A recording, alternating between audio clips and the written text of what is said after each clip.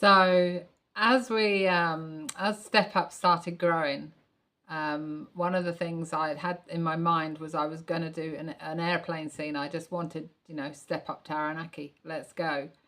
So I rung Air New Zealand several times and asked them to borrow an aeroplane, and they kept turning me down. I even I emailed Jetstar as well. Both turned me down. Nobody would lend me an aeroplane. So eventually I went up to Auckland and I saw that because I was down at the airport, the tourism school had a full-blown aircraft where they would train staff. So I rang them and said to them, look, any chance we can borrow your aeroplane for some filming? And they were wonderful. They automatically said yes, and we could use the plane. So what I then did was I thought, right, who next? So I cheekily rang the Prime Minister's office and asked him could they get a message to him asking if he wanted to be in a video, would he be in a video with us? There was, again, that sort of went nowhere. But then we had our media girl join us, and we decided, well, worst case, we'll get some TV star. So she happened to have a connection in with Paul Henry. So she literally went and asked Paul Henry, would he like to be in a video?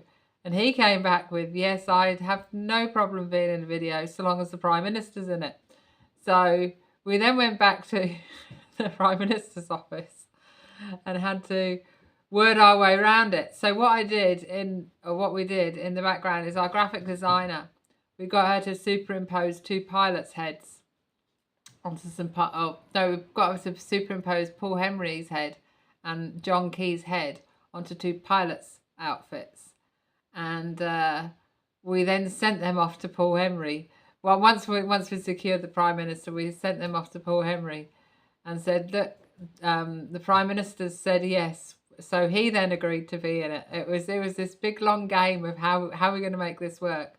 And there was no way on this planet, once I'd got the aeroplane, I was going to give up on the idea.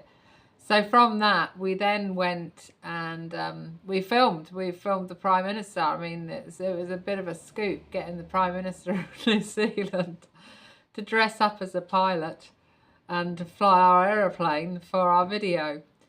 Even the pilots' costumes and everything, they were we didn't have any money, so that's the whole premise of Step Up. If anyone got a phone call from us, they knew we had no money. But we run a suit shop and asked if we could borrow a couple of suits. So then we needed, from the Prime Minister's office and from Paul Henry, we needed their inside leg measurement.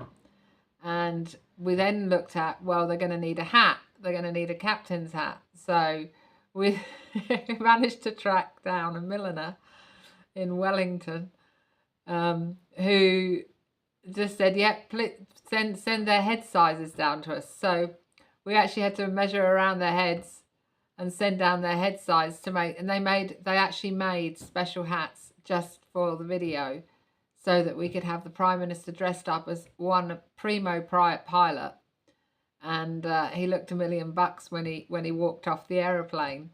But this is all part of what we did with hello, we're from Step Up, we've got no money. We've got no money at all. But people were really good on it. But we also had, for that one, we got some aviator sunglasses donated to us.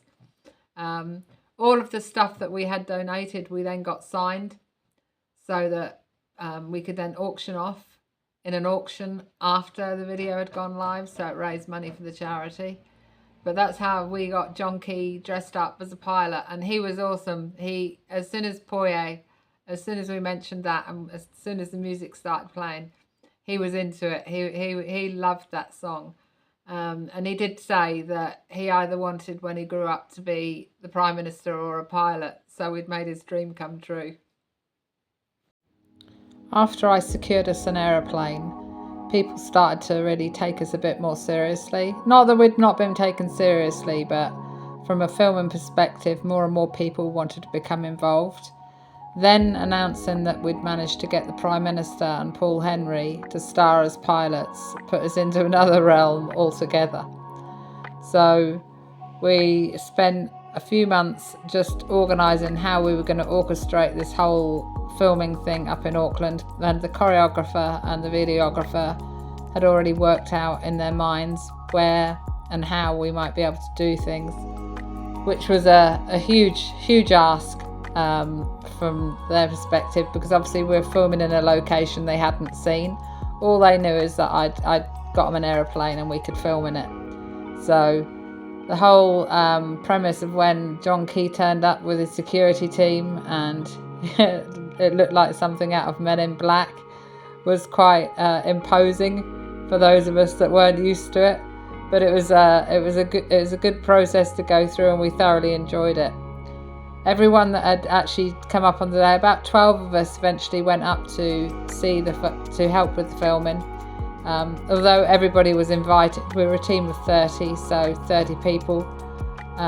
We had a team of about 12 that all headed up north eventually to go and spend the night or 2 days filming up there. We spent the first night filming with John Key and Paul Henry, and then the next day, the Saturday I think it was, we spent with all of the stars and celebrities. So what we'd also done is, through our media girl, she'd contacted everyone in the news, or anyone that we were wanting or hoping from Taranaki would come and join us, and they did.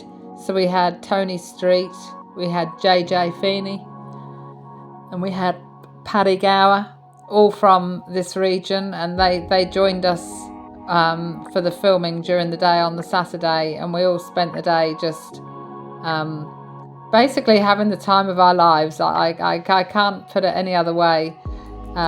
We'd also arranged for all t-shirts, the poi, everything. There you go for the signatures. People were signing stuff, so that what we did was, at the end of all the filming, we actually put all of these things up for auctions as well, to raise money for the charities that we had supported or were supporting. The TV crews, or the TV professionals, were a whole different kettle of fish, because they were used to all of the delays and sitting around, and while the film crew organised us, restructured us, put us in different positions, but they were quite cool and calm and collected about the whole thing. They had no problems with any of the delays. We put them away. You've got to remember, we weren't professional. We weren't a professional film crew. We were, well, apart from Ed, we were a bunch of individuals that had all got together and decided we were just going to get the whole region dancing. So they were wonderful. The way they handled the whole day was, it was mind-blowing, to be perfectly honest. I think a lot of us were absolutely blown away by the whole experience. We were certainly very tired by the end of the day, that was for sure, because it's just like this massive energy rush, huge high, and lots of fun, lots of laughter, and lots of filming. So some of us were better than most, but by the end of it, we were all absolutely exhausted from a day of filming with the Prime Minister and Paul Henry, and having what turned out to be a brilliant experience. To say that it was a challenge towards the end is merely because a lot of egos had become involved once the Prime Minister was involved. It caused a massive division in the team, because they actually thought that they could continue the video without me. So there was lots of toing and froing, and lots of whispers amongst the team and all of that weren't actually required. So I decided, I took a couple of weeks off after that, just to regain my composure and make sure that I went back level-headed. We were so close to finishing, so you'd think from the scene that was done at the beginning of the video.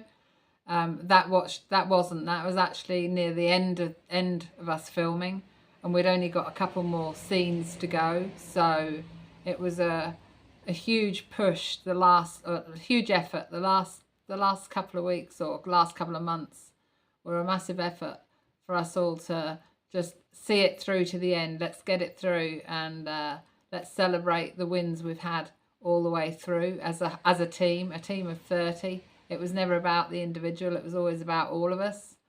So yeah, and just a quick word in here, because I forgot to mention him, the signal man at the airport, we actually snuck onto New Plymouth Airport and filmed that early morning when no one was around. And the signal man, he was out there dancing for us, doing all the signs, the flag signals, just so that we could get him as part of the video. I'm not sure to this day they actually know we did that, but we did. So, yeah. But we got there in the end.